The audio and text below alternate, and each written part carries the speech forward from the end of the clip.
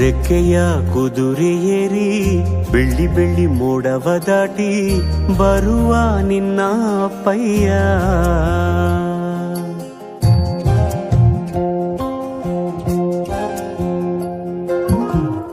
ಮಿನುಗು ಚುಕ್ಕಿಗಳನ್ನು ಹಿಡಿದು ಬೊಗಸೆಯಲ್ಲಿ ತರುವ ನಿನ್ನ ಅಪ್ಪಯ್ಯ.